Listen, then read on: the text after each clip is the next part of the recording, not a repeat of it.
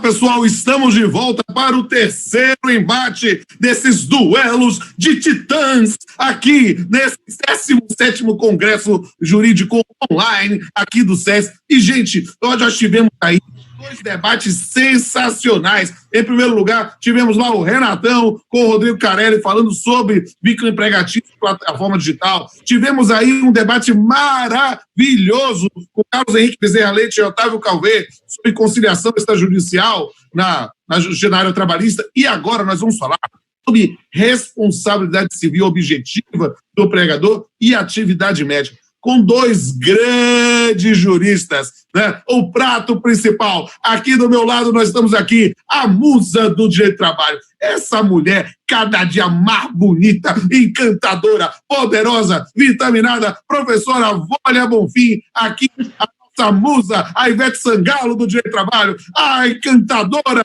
a todas nós aqui, todo mundo faz reverência a ela, e sigam ela no Instagram também, e vai duelar com ela. Vai ter esse desafio, um príncipe do direito do trabalho, um príncipe da advocacia e um talento recém-descoberto para as artes dramáticas, o professor Rafael Lara Martins. E é que ele vai ter um trabalho terrível. Como é que você vai duelar com a musa? A gente duela pela musa, não com a musa. Mas vamos tentar essa noite. E, meus amigos, fazendo esse terceiro duelo, dizendo assim, a imensa satisfação de estar com 2 grandes juristas. Wólia é encantadora, Rafael é um talento sensacional, um advogado muito atuante e, sem sombra de dúvida, um grande professor também. E nós vamos discutir aqui, dentro daquela linha dos duelos anteriores, a oportunidade de trazermos grandes juristas para falar cada um na sua visão, a atuação específica, porque essa é a função do jurista. A função do jurista não é ganhar ou perder teses, mas sim instigar, exortar a dialética, ter a oportunidade de suscitar teses e antíteses para que juntos possamos construir as nossas sínteses. E, sem sombra de dúvida, teremos aqui um momento maravilhoso, lembrando a todos e todas que no final teremos também o sorteio aqui, o concurso cultural, vamos escolher as melhores imagens e os jurados vão ser quem? Wólia Bonfim e Rafael Lara Martins, eles vão escolher aqui ao final. Então, sem mais delongas, lembrando sempre, tem a oportunidade, você pode mandar pergunta, eu vou ler o seu nome, pessoal, manda aqui para mim no WhatsApp imediatamente as perguntas e eu escolho as melhores. Diz aí se é para Wólia, se é para o Rafael, manda para mim que eu vou responder isso na hora. E aí nós vamos ter um momento agora de ouvir. Aqui um momento assim. Nós vamos ouvir a musa. Senhoras e senhores, com vocês, a Ivete Sangalo do Direito do Trabalho, professora Wólia Bonfim. Wólia, querida, minha amada, você tem 10 minutos para nos encantar, como sempre. Bom dia, boa tarde, boa noite, boa madrugada, né? Não sei que horas vocês estão assistindo. É um grande prazer estar aqui no SES, no Congresso da Faculdade SES, e mediada por essa pessoa iluminada que é Rodolfo Pamplona. Rodolfo é uma pessoa querida por todos, eu acho que é uma unanimidade todos gostarem de Rodolfo. E Rafael, né, o meu debatedor, porque não é a gente não vai degladiar, até porque fui eu quem indicou para esse debate o Rafael, exatamente porque em determinado ponto nós temos uma pequena divergência, mas uma divergência jurídica, tecnicamente, né, com alguns pontos de vistas diferenciados. Mas a opinião dele também é maravilhosa, eu acho que vale a pena ouvir. Rafael é um excelente professor, um estudioso, ele não chuta o que ele fala, ele estuda o que ele diz. Então, eu acho que vai ser um bom debate. Bom, esse encontro de titãs, né, veio para que a gente pudesse falar de um tema específico. E esse tema surgiu com o coronavírus. Tudo começa quando o artigo 29 da MP 927, hoje caducada, né, sem eficácia, determinou que o empregado que adquirisse o coronavírus, isso não era considerada doença ocupacional. Mais tarde, o Supremo vem, através de várias ADIs, no voto relator ministro Alexandre de Moraes, dizendo que é inconstitucional esse dispositivo. Mesmo sendo inconstitucional esse dispositivo, nós sabemos que existe um outro similar na Lei da Previdência, que é o artigo 20, parágrafo 1º, a linha D da Lei 8.213, que diz exatamente a mesma coisa, só que com uma redação mais bem elaborada. Diz que o empregado que adquire uma doença em virtude de uma epidemia do local em que ele mora ou do ambiente em que ele está, isso não é considerado doença ocupacional, salvo se fizer a prova do nexo de causalidade ou de que a contaminação se deu lá.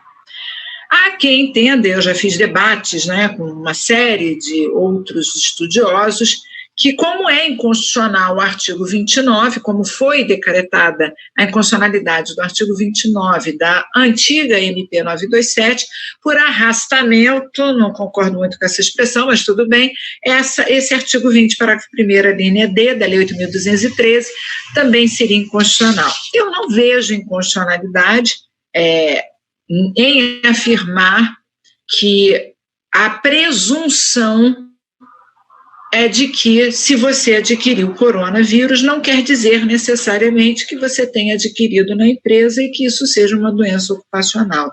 Ao contrário, nós estamos desde março, numa época de isolamento social, algumas atividades econômicas voltaram a partir de julho, então as pessoas ainda estão em casa ou em teletrabalho. Como dizer que essa pessoa que está em casa, em teletrabalho, em isolamento social, adquiriu o coronavírus na empresa, se ela sequer botou o pé, entrou no estabelecimento físico e ela está trabalhando da sua própria residência. Então, eu acho que esse exemplo do teletrabalho deixa a gente ver bem que não é uma presunção, só o fato de você estar trabalhando que você adquiriu o coronavírus. Mas para aqueles empregados que estão, de fato, executando serviço, trabalhando dentro do estabelecimento do empregador, aí sim começa o nosso debate e o nosso grande embate jurídico. Eu defendo que, para os demais empregados, que não são aqueles empregados da saúde, como os médicos, enfermeiros, técnicos de enfermagem, que estão frente a frente com os pacientes, principalmente aqueles acometidos pelo coronavírus. Então, os outros empregados, não há uma presunção também de que ele tenha adquirido o coronavírus na empresa, porque ele pode ter gente em casa, ele pode ter pego no elevador, no condomínio, pode ter pego na rua, no fim de semana. Então, é muito difícil você descobrir aonde foi a contaminação, sabendo que agora nós já temos há muito tempo a contaminação comunitária. Então, dificilmente você consegue descobrir essa origem. Mas, para os profissionais da saúde, a situação é um pouco diferente, porque esses profissionais, eles estão na frente da linha de combate. E eu, então, entendo que, nesse caso, existe aí uma responsabilidade objetiva, isto é, uma presunção de que a doença foi adquirida dentro do hospital. Sei já que o Rafael vai dizer, não, mas e se o hospital deu máscara, aquele outra proteção transparente, se ainda deu luvas, eu sei que ele já vai, eu concordo, o empregador pode dar todos os elementos de proteção e deve dar todos os elementos de proteção ao trabalho, mesmo assim eu entendo que isso é uma atividade de risco. Só para lembrar, nós temos o enunciado 38 do SEG, que interpreta a responsabilidade objetiva e claramente diz que a responsabilidade fundada no risco da atividade, como prevista no parágrafo único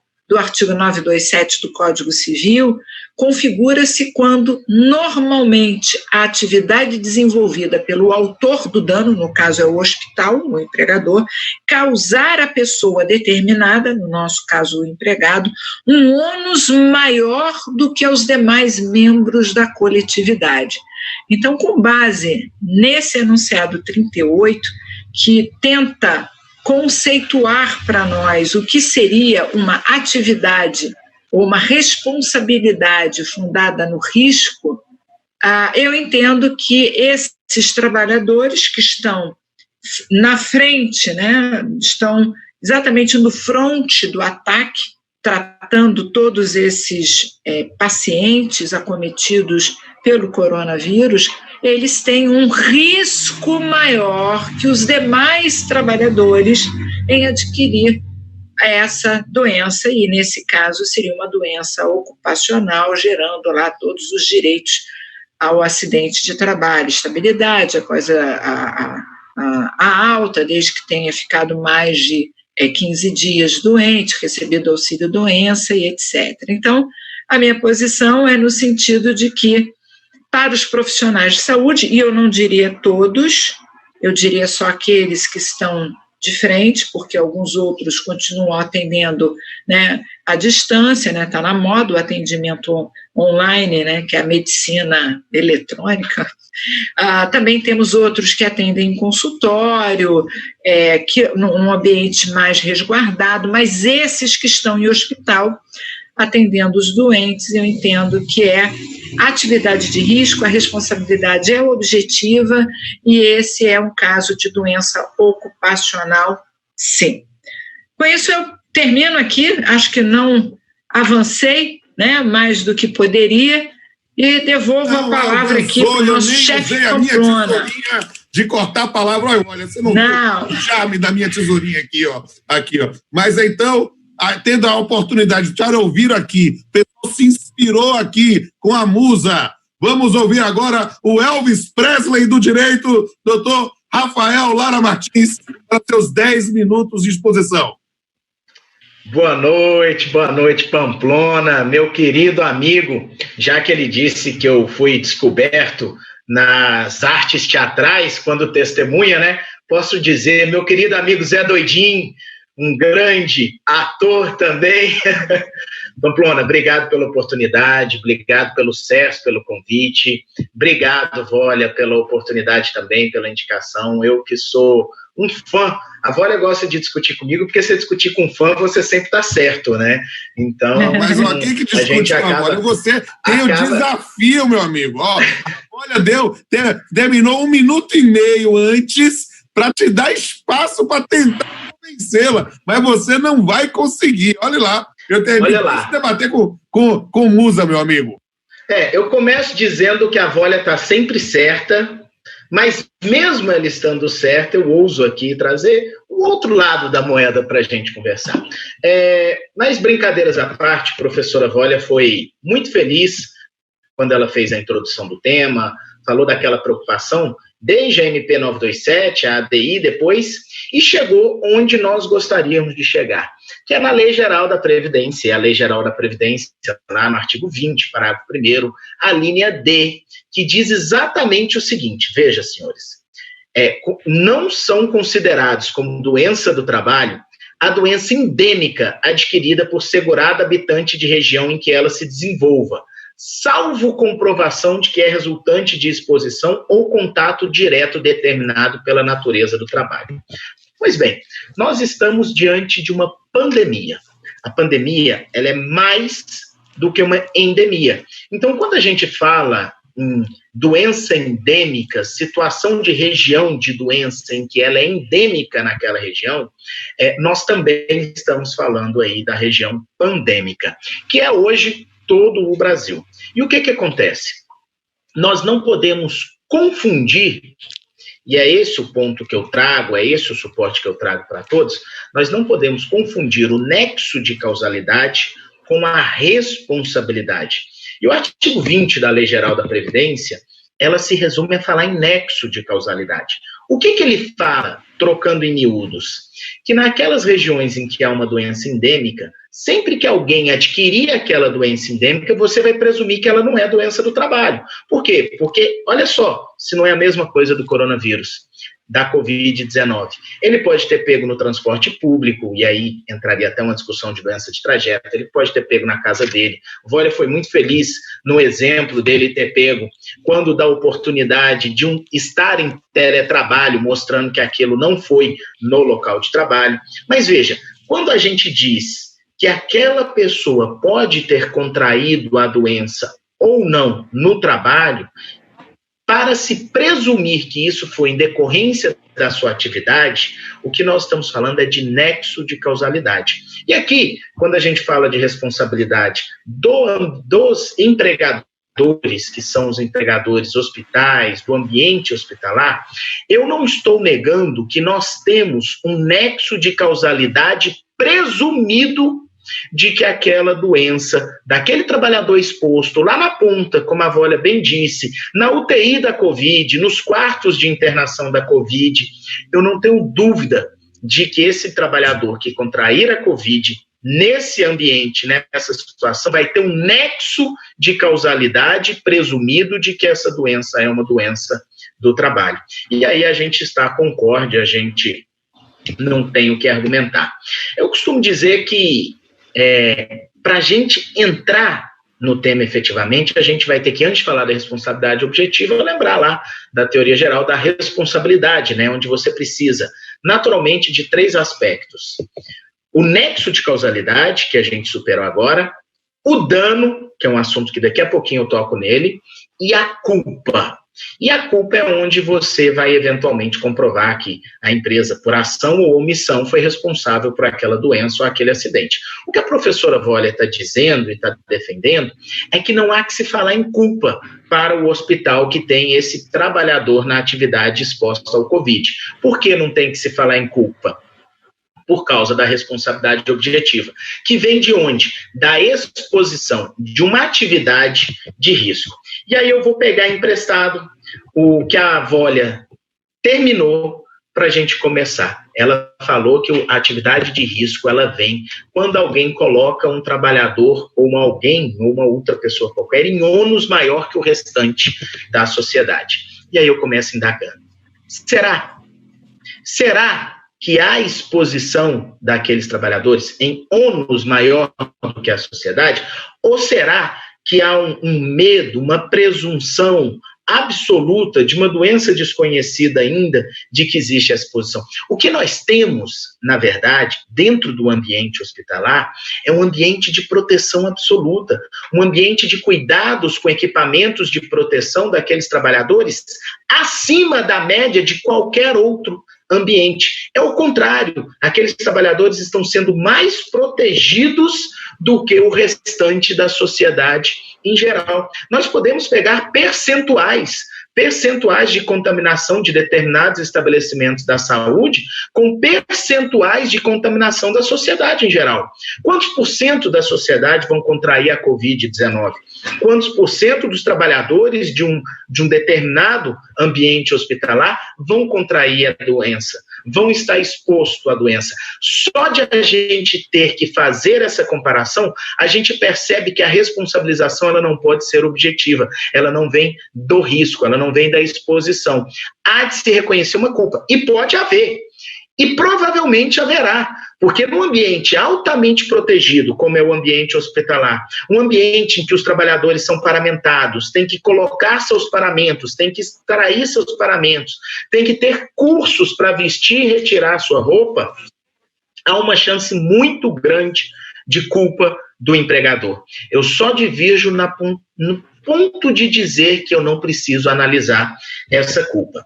Pois bem, o Tribunal Superior do Trabalho, senhores, ele, apesar da pandemia ser uma doença nova, ele já analisa as regiões endêmicas há algum tempo. E eu trouxe 3 acórdãos. Ministra Cátia Arruda analisou no acórdão E eu posso depois, para quem quiser, colocar esses acórdãos no stories do meu Instagram, e aí lá vai ter o número de cada um deles, mas a ministra Katia Arruda analisou a malária na Angola, uma empresa que envia o seu trabalhador para trabalhar na Angola, onde é uma região endêmica de malária. Lá ele contrai malária e morre. A ministra Katia Arruda disse que há responsabilidade objetiva do empregador nessa situação. Ministra Maria Malman falou da leishmaniose no norte do Brasil, no estado do Pará, em uma atividade de reflorestamento, onde é uma doença endêmica, mas que o empregado contraiu a doença em razão da atividade de reflorestamento. E ela falou em responsabilidade objetiva. Mas o ministro Cláudio Mascarenhas Brandão, também falando em leishmaniose no Pará, ele já fala em culpa no acórdão dele, porque o empregador não teria proporcionado um ambiente saudável. Repito, eu coloco o número dos 3 acórdãos para vocês depois.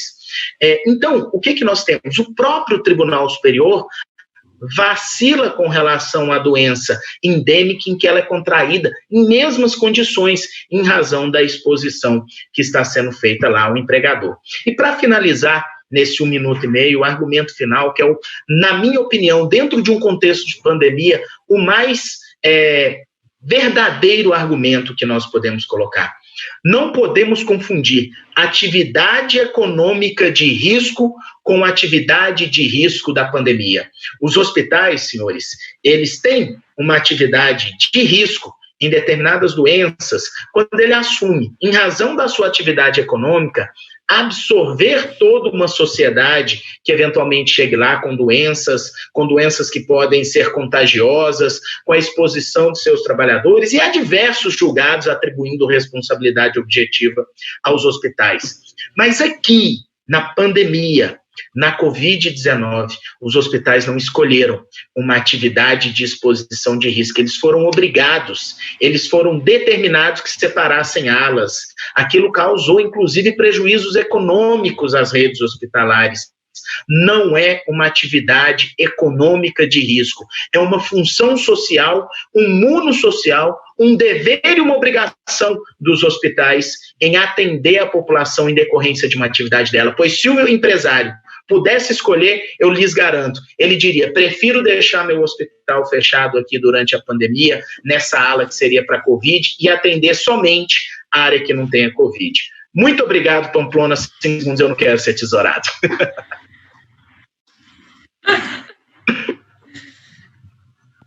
Gente, eu estou sofrendo bullying. Eu trouxe a tesourinha para ir cortar e ninguém disciplinado aqui. Todo mundo bom menino, boa menina, comportado, cumprindo o prazo. Isso é sensacional. E meus amigos e minhas amigas estão participando aqui ao vivo. Olha só que oportunidade maravilhosa. Você pode fazer uma pergunta aí para a Vólia Bonfim, para a Rafael Lara Martins. Me mande aí, já recebi várias aqui, mas vou selecionar. E aí nós temos 2 visões, especificamente sobre a aplicabilidade do parágrafo único do artigo 927 do Código Civil, a ideia de uma responsabilidade civil objetiva por um risco acentuado da atividade aqui, com a nossa musa Vólia Bonfim e com o nosso príncipe Rafael Lara Martins. E aí, já tivemos a exposição nos 10 minutos de cada um, agora temos o momento da réplica. Então, a palavra musa, 5 minutos para a nossa querida Vólia fazer essa exposição.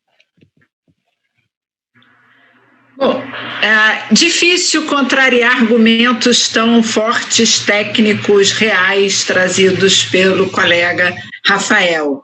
E sei que o Pamplona é um escritor de direito civil e sabe de cor e salteado, professor de todas as áreas, mas principalmente da responsabilidade civil. Então, nós temos aqui um trio, né, especializado nesse tema. Mas, só para degladiar um pouquinho, né, e debater um pouco sobre o que o Rafael colocou, eu vou falar um pouquinho do Sebastião Oliveira, no seu livro Acidente de Trabalho e Responsabilidade e Indenização. E o Sebastião Oliveira, ele também concorda que as atividades de risco são aquelas que expõem o trabalhador a um risco maior do que os demais membros da coletividade. Isso já está, né, até um conceito que já está no enunciado do Sérgio, no 38, mas aonde ele chega é o seguinte: vamos imaginar um trabalhador em que ele trabalha numa obra, né? Ele trabalha lá na edificação ainda crescente daquela obra, com os vergalhões. O trabalho dele o tempo todo é manuseando aqueles vergalhões. Ele diz o seguinte: por mais treinado, por mais equipamento, isso é, lá o capacetezinho, a luva, por mais que ele tenha todas as proteções, é natural do ser humano, pela repetição do trabalho diuturno, que um dia ele cometa uma falha. Então, eu entendo que é um pouquinho diferente a culpa exclusiva da vítima, e é um pouquinho diferente a responsabilidade subjetiva, né? O Rafael, ele trouxe a responsabilidade subjetiva do hospital.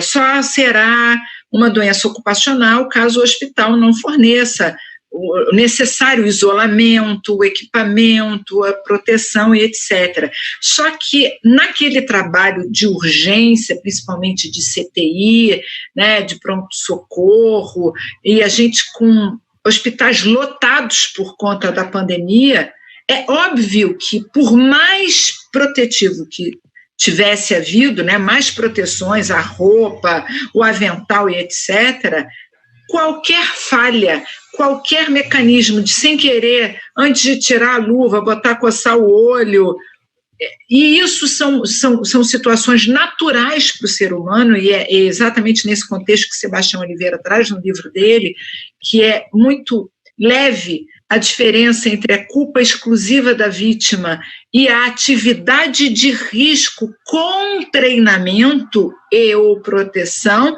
mas que mesmo assim o trabalhador comete uma falha. Eu, como desembargadora, que fui durante muito tempo, né, e juíza, eu me lembro de um dos casos que eu julguei que o trabalhador ele tinha que colocar o plástico numa forma para a forma afundar e pegava outro e virava um balde, fazia de novo, virava um balde. E isso é uma atividade de risco porque aquilo é uma foice, né, que corta. E ele, treinado, descansava de tanto em tanto tempo, usava aquelas luvinhas que são os ferrinhos, né, que ajuda a diminuir, até que com 2 ou 3 anos de trabalho, numa dessas ele colocou, espirrou, levou a mão dele.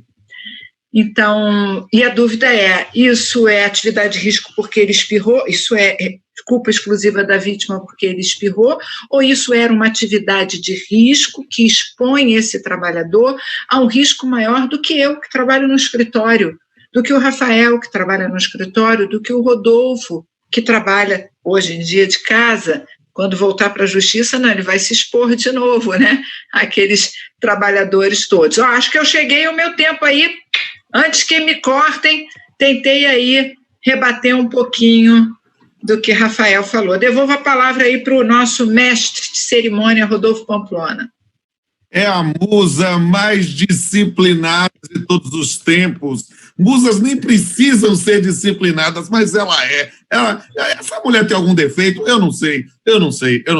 Mas tenho que dizer, e até vou dizer assim, que o marido dela é o marido mais apaixonado que eu conheço. Então eu digo, a mulher não tem defeito nenhum. A mulher perfeita arranjou o marido perfeito, eu acho isso sensacional. E aí, Rafael, você tem o desafio agora de fazer uma réplica de 5 minutos aqui para tentar confrontar também, ou tentar trazer mais argumentos trazidos pela música. Obrigado. Vole, ela citou só Sebastião Geraldo, talvez uma das nossas grandes referências, nossa maior referência no tema. E eu quero dizer que tudo que Vólia trouxe a respeito das lições de Sebastião Geraldo e que ela disse, os exemplos que ela citou, eu concordo. É, de fato, da natureza da responsabilidade civil, exatamente isso. Acho que o ponto aqui é outro. O ponto aqui é a pandemia que nós temos e a situação totalmente deslocada. Não é uma obra. Uma obra é uma atividade econômica de risco por opção do empresário. E veja, nós sabemos que na teoria do risco integral e na possibilidade de alegação das excludentes do nexo causal, que atrairia afasta qualquer tipo de responsabilização objetiva, inclusive, de um empregador, nós temos o argumento principal da força maior. E o que nós estamos vivendo dentro do estado de calamidade pública é um estado de força maior. E não sou eu que estou dizendo, não é o doutrinador que está dizendo, é o legislador que optou por dizer isso. Quando? Em primeiro lugar, quando vem o decreto legislativo de número 6, dizendo que se trata de um estado de calamidade pública.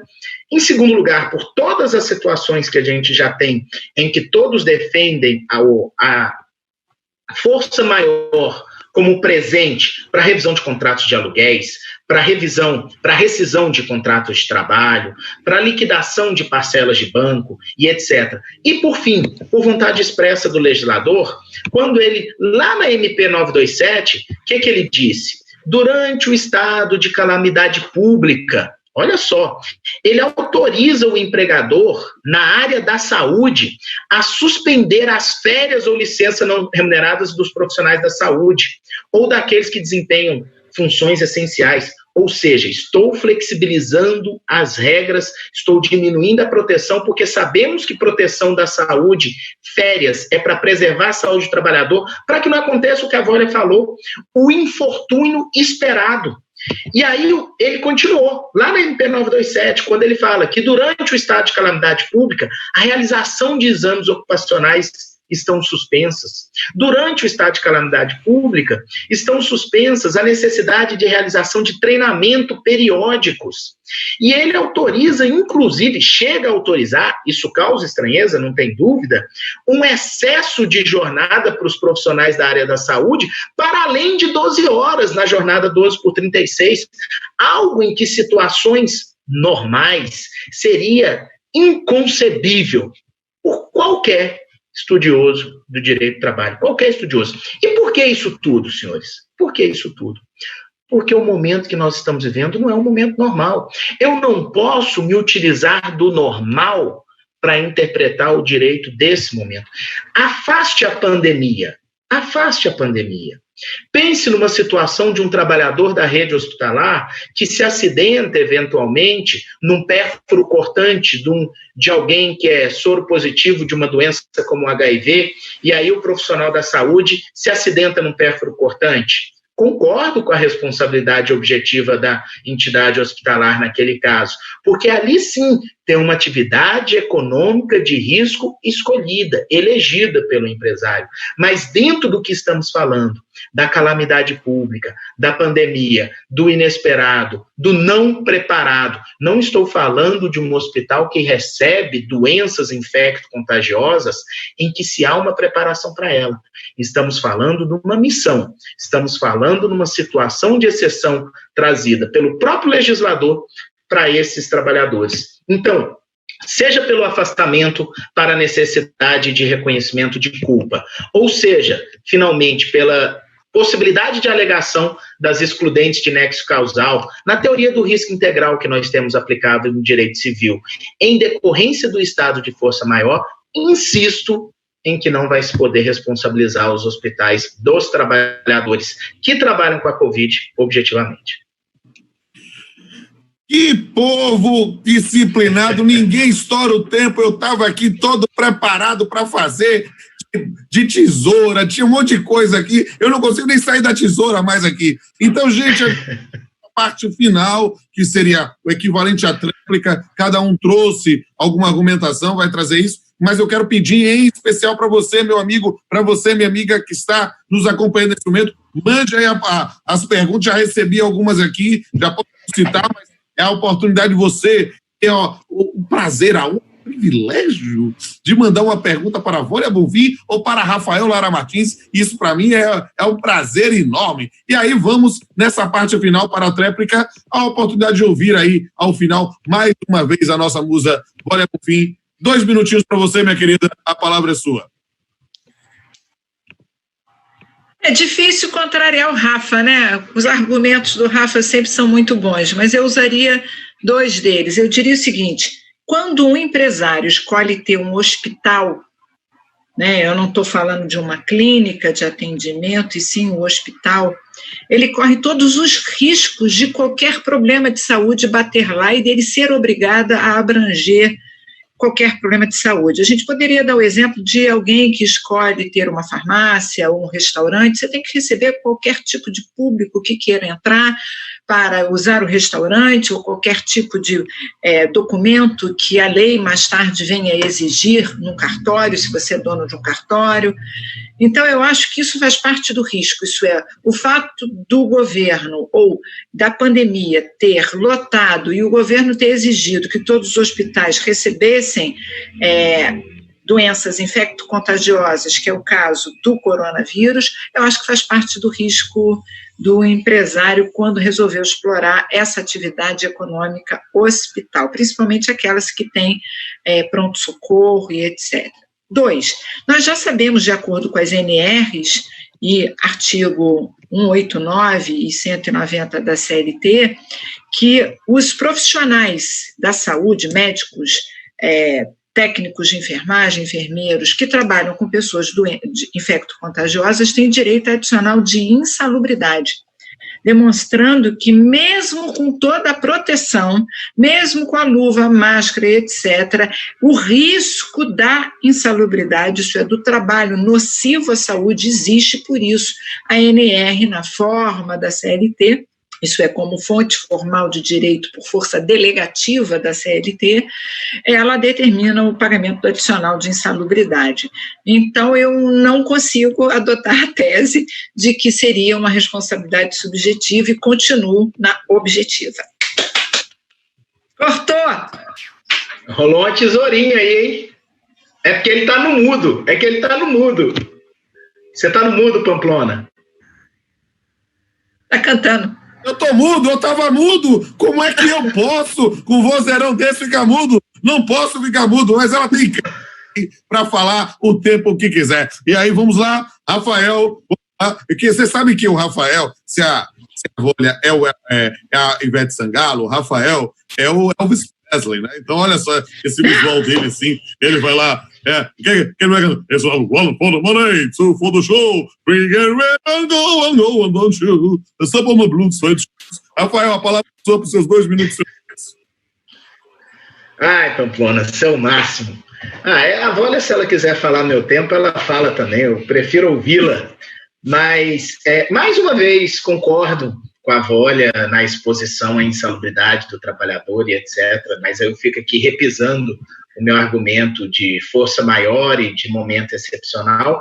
Entendo quando a Volha diz de escolher uma atividade que é, de fato, uma atividade exposta ao risco, tanto é que temos a responsabilidade civil com pacientes, consumidores dos hospitais, usualmente objetiva também. Não estou negando absolutamente nada do que está sendo dito. O que eu estou dizendo é que a gente tem uma situação de excepcionalidade. E só para acabar nesse 1 minuto e fugindo sem fugir do tema e trazer essa reflexão que é bem bacana para o pessoal que está assistindo, é que não é porque, ainda que seja objetiva ou ainda que haja culpa do hospital, não é porque houve o acometimento do trabalhador da Covid-19 que há que se falar em reparação, que há que falar em indenização. Por quê? Porque também é elemento necessário para a responsabilização o dano. E nós não podemos, na minha opinião, encarar o testar positivo para a Covid-19 como um dano em ré ipsa, tá certo? Não se trata de uma situação em que todo mundo que contraiu Covid-19 será indenizado. A pessoa tem que ter tido um agravamento, tem que ter tido um problema. Muita gente testou assintomático ou sintomas leves, independente da responsabilidade objetiva, subjetiva, independente do nexo de causalidade, independente de provar que foi lá dentro do estabelecimento e foi com culpa grave.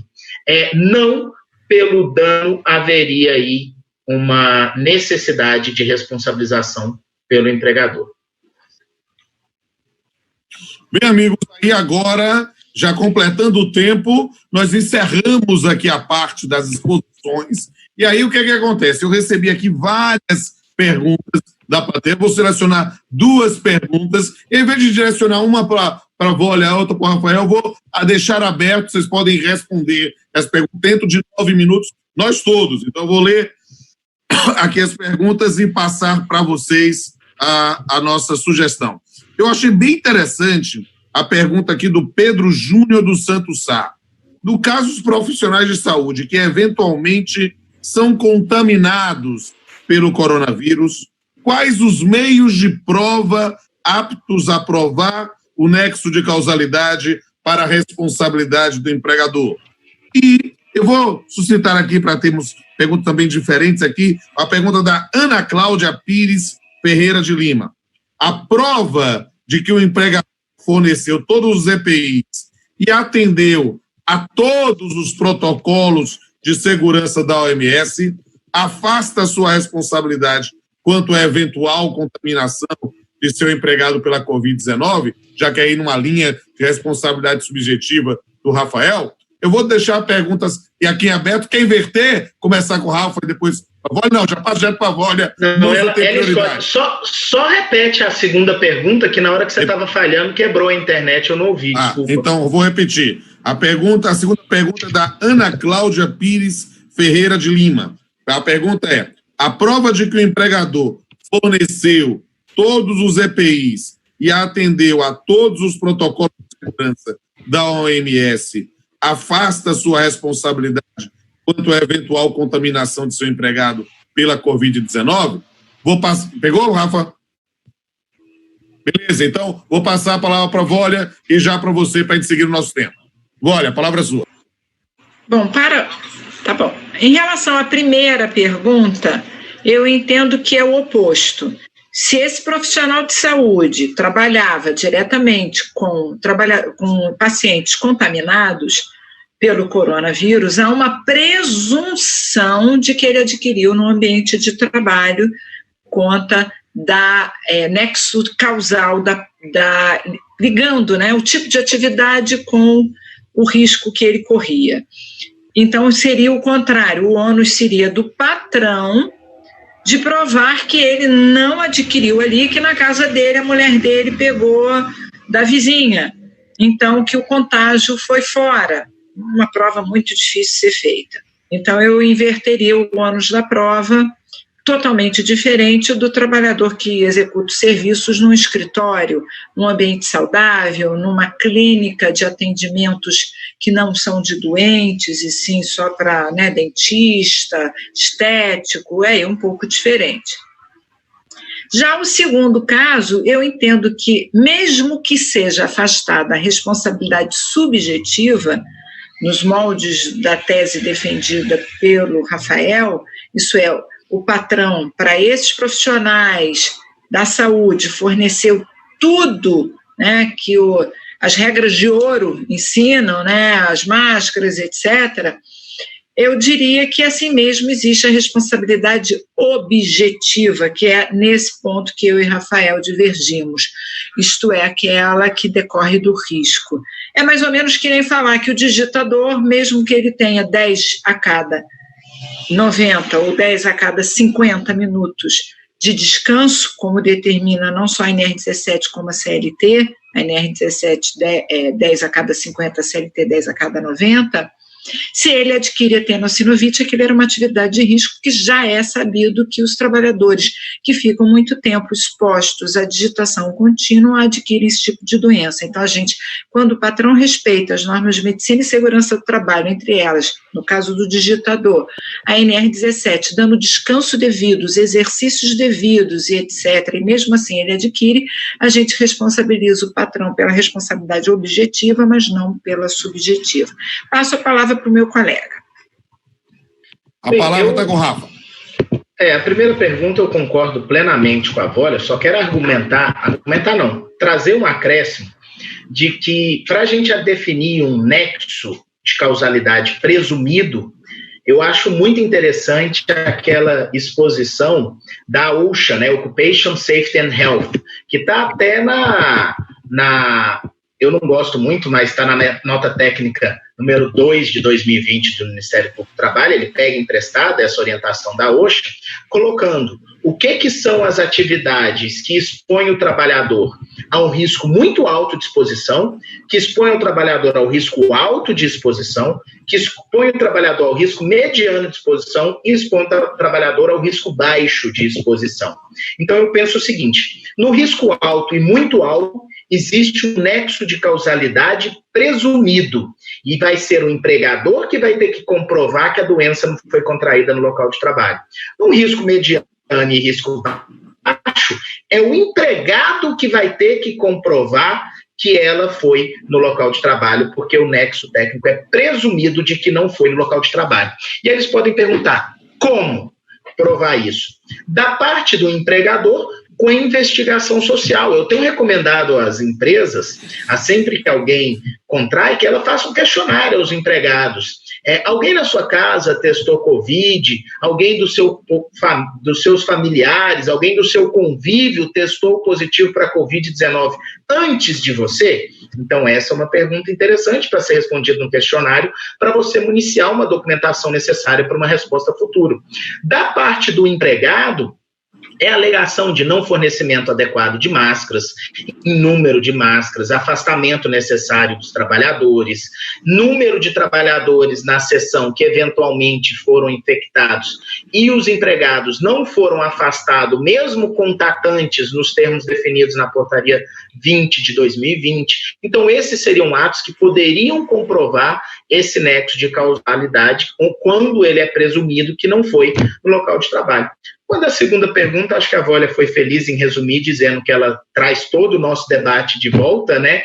Mas que, sob o prisma da responsabilidade civil subjetiva, se o empregador cumpriu todas as regras, cumpriu todas as normas, não há ali um momento em que você possa identificar esse descumprimento, essa ausência de culpa afastaria, já que estamos falando em responsabilidade subjetiva, o dever de indenizar. Mas a ela a gente remete tudo que a gente disse até agora. Perfeito, meu querido. Olha aqui, meus amados, vocês todos que estão vendo ao vivo aqui, tendo essas aulas maravilhosas da nossa musa Vólia Bonfim, do nosso Elvis Presley, Rafael Lara Martins.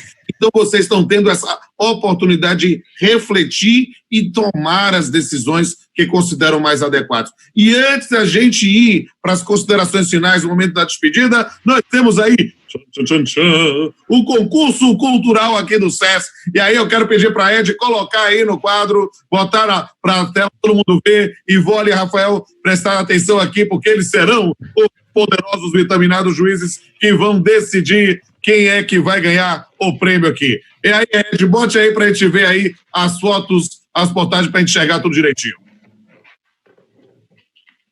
E bota na tela cheia para poder chegar. Do Dário, essa, muito boa. Vamos ver as próximas. Peraí, eu não estou vendo, não.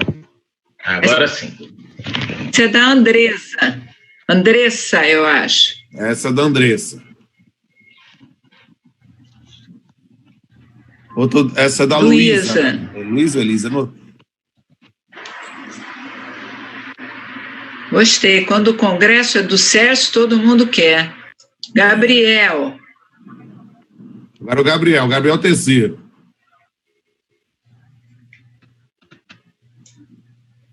Gabriel está vendo em 2 telas, legal. Olha. Deve estar mexendo com o PJE. Olha só. PJE, quem fala PJE é baiano e carioca, né? Porque Paulista fala PJI. Eu fiquei de olho, foi no biscoitinho da Ana ali, ó. Ali, biscoito, ó. É bolacha. Tá com fome, né? Olha, eu gostei mais que fala do SESC, Congresso do SESC, eu acho que era a Luísa, não? Acho que a Luísa, foi a 2. É que eu gostei mais. Aí, eu gostei dessa, achei ótima. Quando o Congresso é do SESC, todo mundo quer assistir. E lá nessa foto que você comentou... Lá nessa foto que você comentou, coloca a da Luísa de novo. Não sei se vocês repararam, mas quando ela diz todo mundo, ela está falando dela e do cachorrinho que está no colo dela. É verdade. Tem um petzinho. Tem um petzinho, aí ela até põe um emoji. E são 2 pets, aí ela põe um emoji, 2 pets, elos, livros, o direito, entendeu? Eita! Então, acho que foi bacana, tá? A turma toda, por isso todo mundo quer assistir. Achei legal também, eu vou com a Vólia nesse voto. Divergir, gente, eu depois de eu divergir com a Vólia, o maior tempo de divergência que eu já tive na minha história de vida, agora no final tem que convergir, não é possível. Então... E palavra de musa, eu também não tenho como divergir. Então, nesse ponto, meus amigos, está declarada a vencedora, a Luísa, essa imagem aí, e aí entre em contato aqui com o SES para que a gente possa ter o seu prêmio aí. E aí, gente, estamos encerrando aqui a terceira etapa do nosso duelo, né, nossos duelos de titãs, nossos duelos jurídicos aqui no 17º Congresso, e aí eu vou passar a palavra para as considerações finais por 1 minuto para a nossa musa Vólia e para o estimado querido Rafael Lara Martins. Vólia, a palavra é sua por 1 minuto para as suas considerações finais, sabendo que você tem todo o tempo do mundo. Temos todo o tempo do mundo. Eu quero agradecer o convite de participar desse congresso com grandes debatedores, mediado pelo nosso chefe de cerimônias, Rodolfo Pamplona.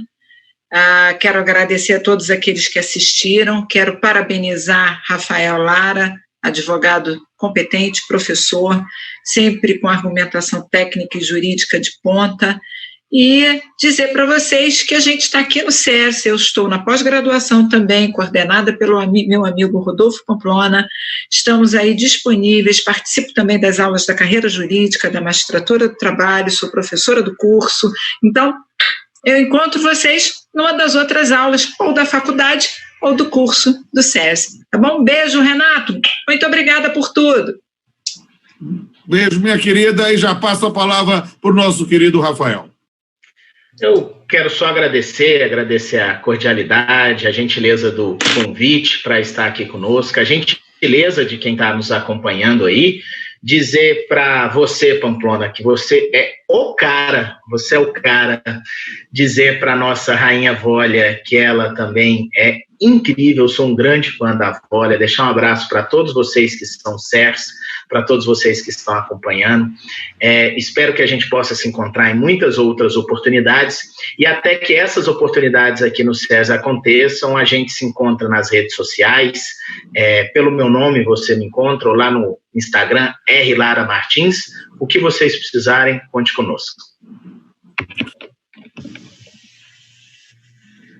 E é isso aí, meus amigos, estamos encerrando aqui o segundo dia do 17º Congresso, o dia mais importante, porque é o dia de trabalho, então não tem ramo mais importante do que a gente, e aí quero dizer que foi uma enorme satisfação ter mediado 3 debates de 6 grandes juristas, 6 grandes amigos, sensacional, quero que vocês tenham aproveitado ao máximo e não deixem de assistir também os demais dias do Congresso e conheça os cursos do SES, seja os cursos de pós-graduação online, seja os cursos de carreira jurídica, há vários cursos, há sempre um curso que será importante para você. A gente se encontra aqui no SES, a gente se encontra nas redes sociais, a gente se encontra em todas as oportunidades que a vida nos proporcionar.